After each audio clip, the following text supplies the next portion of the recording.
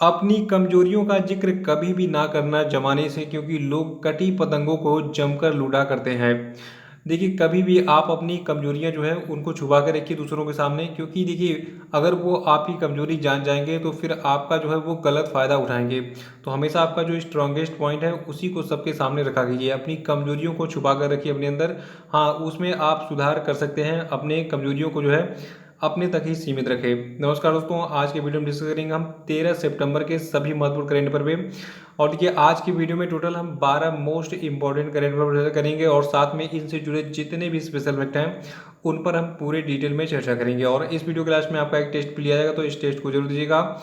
और देखिए, इस वीडियो को पूरा देखने के बाद आप इसकी पीडीएफ फाइल भी डाउनलोड कर सकते हैं। नीचे डिस्क्रिप्शन बॉक्स में आपको इस वीडियो की पीडीएफ मिल जाएगी। और अगर आप इस चैनल पर नए हैं तो चैनल को भी सब्सक्राइब जरूर कर लीजिएगा, साथ में बेल आइकन प्रेस करके वीडियो को लाइक और शेयर भी कर दीजिएगा। और देखिए, वीडियो को शुरू करने पहले एक इन्फॉर्मेशन दे दूँ। देखिए, डेली शाम को 9 बजे जो है रेलवे एनटीपीसी और ग्रुप डी की क्लासेस चलाई जा रही हैं, तो शाम को 9 बजे बिल्कुल आप तैयार रहा कीजिए। आपको डेली एक वीडियो मिल रहा है और अब तक टोटल 7 वीडियोस अपलोड हो चुके हैं, ठीक है।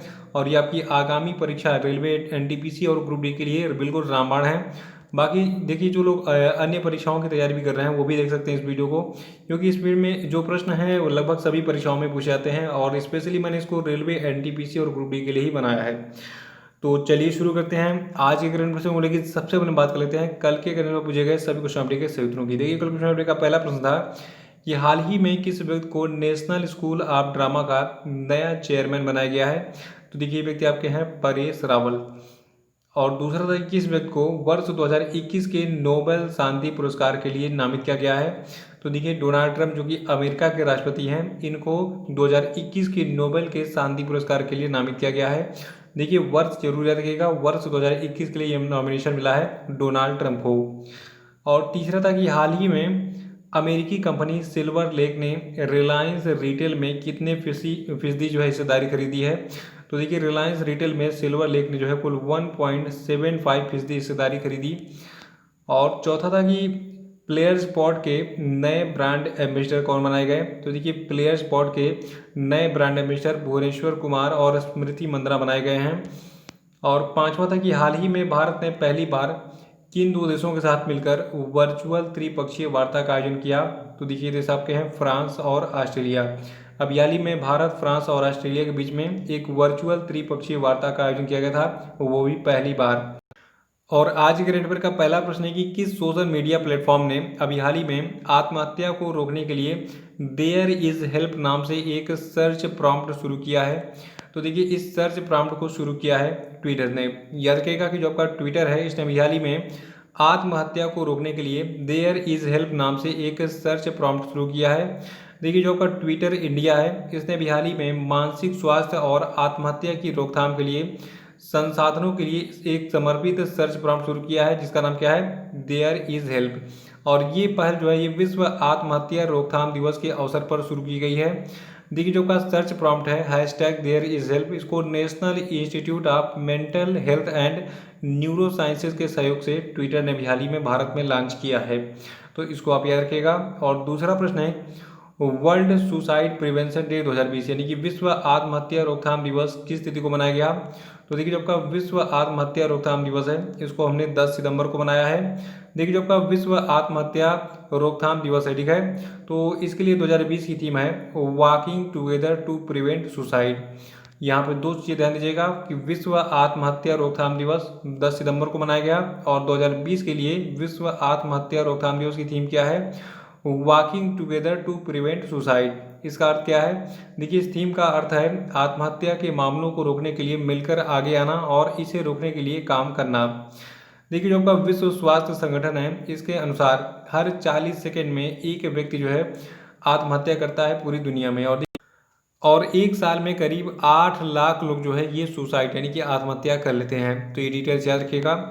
और तीसरा प्रश्न है कि एशिया के सबसे बड़े एयरो शो जिसका नाम है एयरो इंडिया 2021, इसकी मेजबानी किस भारतीय शहर के द्वारा की जाएगी। तो देखिए, जो आपका एयरो इंडिया 2021 होगा इसकी मेजबानी बेंगलुरु में की जाएगी, बेंगलुरु शहर के द्वारा।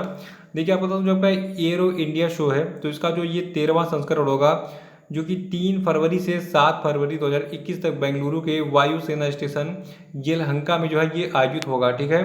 और देखिए हाल ही में केंद्रीय रक्षा मंत्री राजनाथ सिंह ने एरो इंडिया 2021 की जो वेबसाइट है इसको लॉन्च किया, और इसी वेबसाइट पे इसकी सारी डिटेल्स आपको जो है अवेलेबल हो जाएंगी। ठीक है। इसका क्या क्या कार्यक्रम होगा, तो एरो इंडिया 2021 की मेजबानी बेंगलुरु में की जाएगी, बेंगलुरु के वायुसेना स्टेशन येलहंका में 3 फरवरी से 7 फरवरी 2021 तक। ये सारी चीज़ें नोट कर लीजिएगा।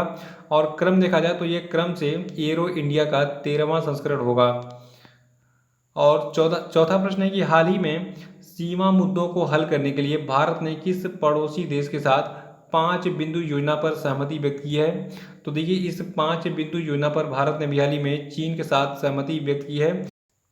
देखिए भारत और चीन के बीच की जो सीमा रेखा है LAC यानी कि लाइन ऑफ एक्चुअल कंट्रोल यानी कि वास्तविक नियंत्रण रेखा, तो इसकी स्थिति के बारे में भारत और चीन ने हाल ही में 5 बिंदुओं पर सहमति व्यक्त की। और ये चर्चा कहाँ पे हुई थी, देखिए बिहारी में रूस के मास्को में जो है जो आपका संघाई कोऑपरेशन ऑर्गेनाइजेशन यानी कि संघाई सहयोग संगठन है, तो इसके विदेश मंत्रियों की बैठक अभी हाल ही में वहाँ पे आयोजित हुई थी। और वहाँ पे भारत के विदेश मंत्री एस जयशंकर गए थे, और चीन के जो विदेश मंत्री हैं वांग ये भी वहाँ पे गए थे। तो वहीं पर दोनों की मुलाकात हुई, और इस 5 बिंदु योजना पर सहमति बनी कि जो हमारा भारत और चीन का सीमा है, ठीक है, उस पर तनाव को कैसे कम किया जाए।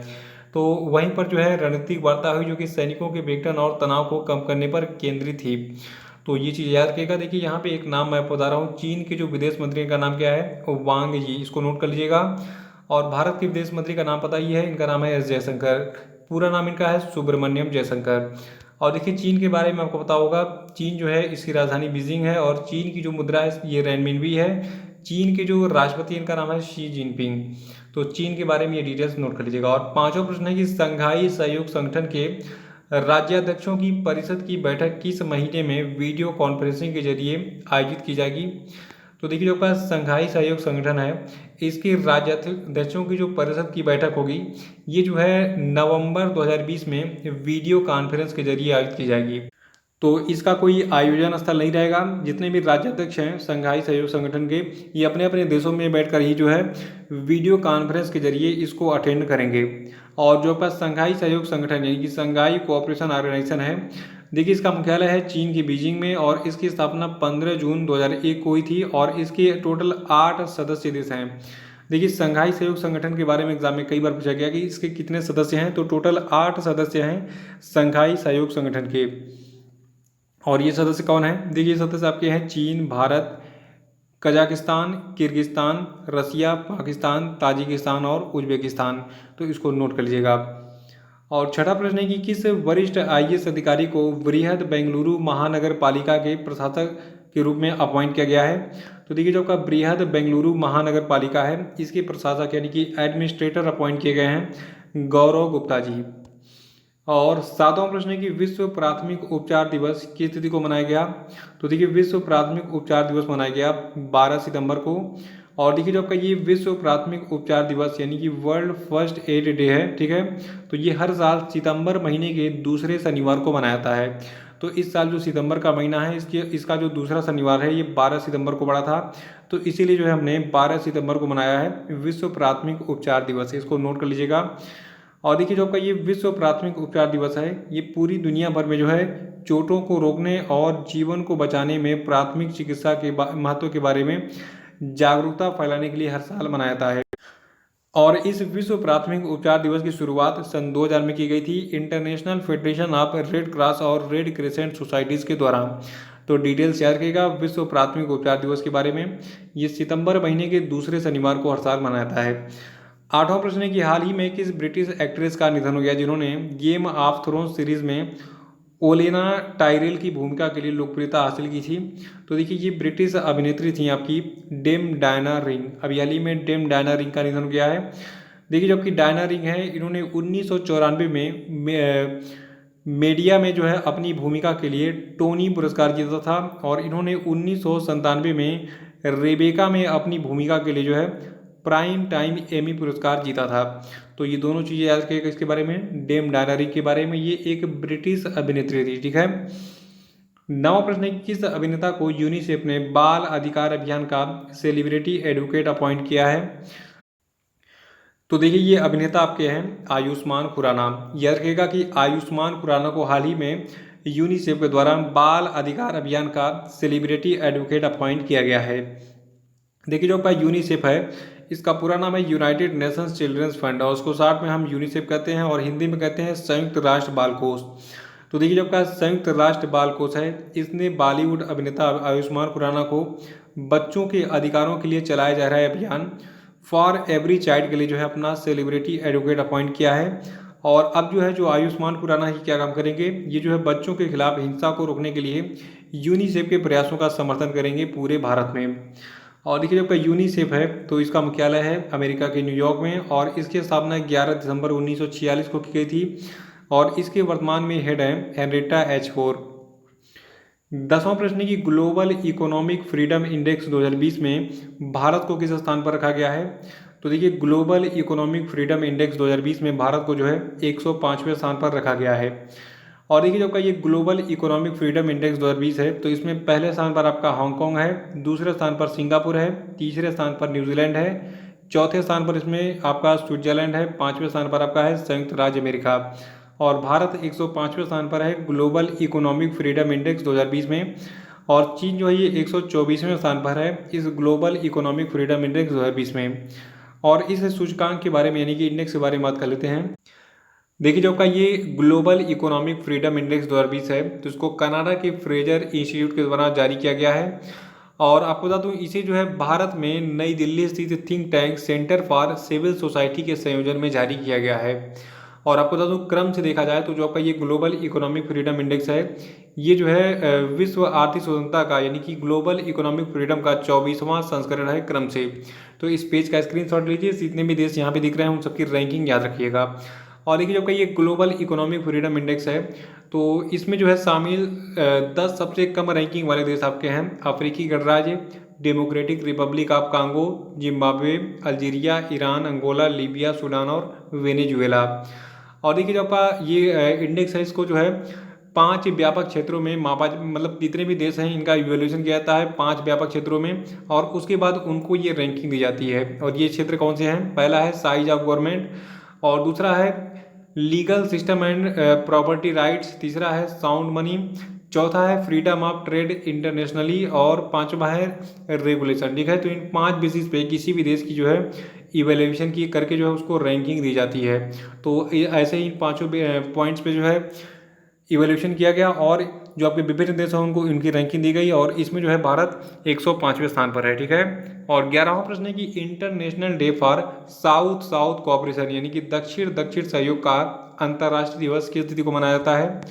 तो देखिए दक्षिण दक्षिण सहयोग का अंतर्राष्ट्रीय दिवस 12 सितंबर को मनाया जाता है। देखिए जो आपका दक्षिण दक्षिण सहयोग है, तो इसकी शुरुआत 1949 में आर्थिक और सामाजिक परिषद के द्वारा संयुक्त राष्ट्र तकनीकी सहायता कार्यक्रम की स्थापना और 1969 में संयुक्त राष्ट्र विकास कार्यक्रम के निर्माण के साथ जो है हुई थी। 12वां प्रश्न है कि किस राज्य सरकार के द्वारा भारत का सबसे बड़ा पिगरी मिशन लॉन्च किया गया। तो देखिए भारत का जो ये सबसे बड़ा पिगरी मिशन है ये लॉन्च किया गया है मेघालय की सरकार के द्वारा। देखिए मेघालय की जो सरकार है इसके द्वारा हाल ही में 209 करोड़ रुपए के कुल परिव्यय वाला भारत का जो सबसे बड़ा पिगरी मिशन है इसको लॉन्च किया गया है। और देखिए इसे जो है मेघालय पशुधन उद्यम उन्नति सोसाइटी के तत्वाधान में और राष्ट्रीय सहकारी विकास निगम के द्वारा वित्त पोषित किया जा रहा है। और इस पिगरी मिशन का मुख्य उद्देश्य अगले 3 वर्षों में 150 करोड़ रुपए के वार्षिक पोर्क यानी कि सुअर के मांस के आयात को कम करना है, और मेघालय को पोर्क यानी कि सुअर के मांस के उत्पादन में आत्मनिर्भर बनाना है। तो इस पिगरी मिशन के बारे में ये डिटेल्स नोट कर लीजिएगा। तो ये थे आपके आज के सभी महत्वपूर्ण करंट अफेयर, और हम बात कर लेते हैं आज के सभी क्वेश्चन पेपर। तो सभी लोग तैयार हो जाइए कमेंट बॉक्स में आंसर देने के लिए। देखिए पहला प्रश्न आपके लिए कि हाल ही में किस राज्य के हुबली रेलवे स्टेशन का नाम बदलकर श्री सिद्ध रूपा स्वामी जी रेलवे स्टेशन किया गया, इसका आंसर बताइए। और आपके लिए दूसरा प्रश्न है कि हाल ही में किस बैंक ने स्टार्टअप और उद्यमियों की बैंकिंग जरूरतों को पूरा करने के लिए आई स्टार्टअप 2.0 नाम का एक नया उत्पाद लॉन्च किया है, आंसर बताइए। और तीसरा प्रश्न आपके लिए कि हाल ही में किस मंदिर ने केंद्रीय गृह मंत्रालय से विदेशी अंशदान विनिमय अधिनियम पंजीकरण की मंजूरी प्राप्त की, उत्तर बताइए। और चौथा है कि हाल ही में किस मंत्रालय के द्वारा 21वीं सदी में स्कूली शिक्षा पर 2 दिवसीय ई सम्मेलन का आयोजन किया गया। आंसर बताइए। और पांचवा कि हाल ही में किस कंपनी ने राष्ट्रीय डिजिटल मुद्राओं का आकलन और अन्वेषण करने के लिए केंद्रीय बैंकों के लिए वर्चुअल टेस्टिंग परिवेश central bank digital currencies launch किया। इसका आंसर बताइए। तो इसी के साथ आज का रेफरेंस समाप्त होता है। कल फिर मिलेंगे। कल के साथ वीडियो लाइक और शेयर करिए। जो लोग नए वो चैनल को सब्सक्राइब कर लेंगे। तो इसी के साथ जय हिंद जय भारत।